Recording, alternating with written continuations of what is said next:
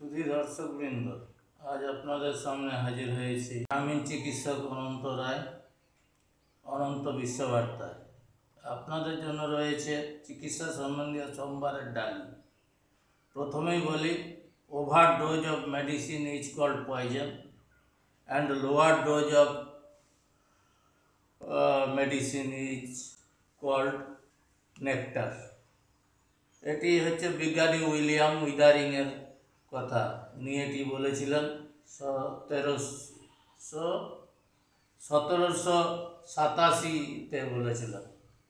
এবার আসছি আলোচনায় অক্সফোর্ডের ম্যালেরিয়া টিকা নিয়ে নির্মাতাদের দাবি। R21 ম্যাট্রিক্স এম নামের এক টিকা বদলে দেবে গোটা বিশ্বকে। যেমন আপনারা ভুক্তভোগী করোনার টিকা নিয়ে, করোনার টিকা যারা নিয়েছিলেন বর্তমানে তাদের গা হাত পা কোমরের যন্ত্রণায় জীবন দিন দিন অতিষ্ঠ হয়ে উঠছে, তাই না? দেখবেন আপনারা সবাই পরীক্ষা করে এটা। তার সঙ্গে অ্যালার্জি, আমবার, চলশক্তিহীনতায় জর্জরিত মানুষ। মাঝখান থেকে ওষুধ কোম্পানিগুলো অর্থাৎ ভ্যাকসিন নির্মাতা কোম্পানিগুলো ফুলে ফেপে কলা গাছ হয়ে গেছে। তাদের গাড়ি বাড়ি সব কিছু আজ বিরাট কিছু ব্যবসায় পরিণত হয়েছে, আর গাড়ি বাড়ি হয়েছে তাদের। আর জনসাধারণের লাভ কিছুই হয়নি, জনসাধারণ মরছে তাদের জ্বালায়। সরকারের কোনো দৃষ্টি ছিল না জনগণের দিকে। সরকারও সহযোগিতা করছে ওষুধ কোম্পানিগুলোকে। করোনা ভ্যাকসিন নিয়ে ইমিউনিটি কমেছে ছাড়া বাড়েনি কারো। এটা আপনারা দেখাতে পারবেন? বাড়েনি, কারো বাড়েনি, বরঞ্চ তারা রোগ জ্বালায় আরও জর্জরিত হয়েছে। ইমিউনিটি কি বাড়বে? ইমিউনিটি আরও কমে গেছে মানুষের।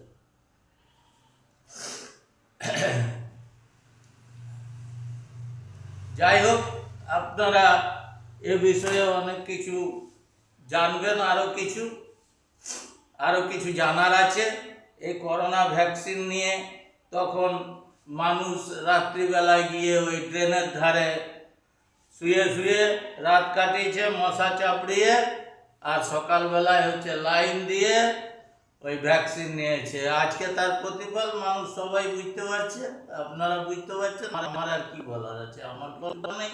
তখন মানে আমার চিকিৎসা জগতে আমি থেকেও এর প্রতিবাদ করতে পারিনি, কারণ প্রতিবাদ করতে গেলে ডাক্তার হিসাবে সমাজে আমাকে কেউ ছাড়বে না।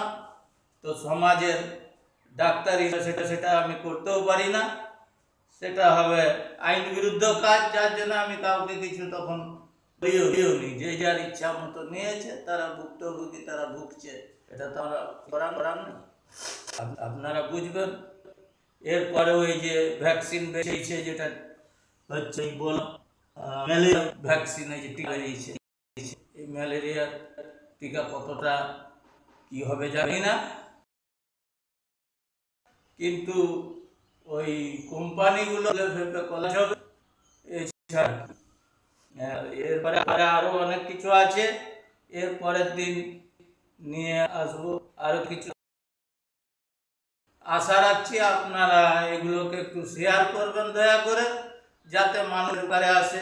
আমার এই কথাগুলো এগুলো যাতে আমার উপকারে আসে, এর জন্য আপনারা আমাকে একটু সাহায্য করবেন দয়া করে। একটু শেয়ার পৌঁছে যাবে সবার মাঝে, সবাই এর দ্বারা উপকৃত হবে।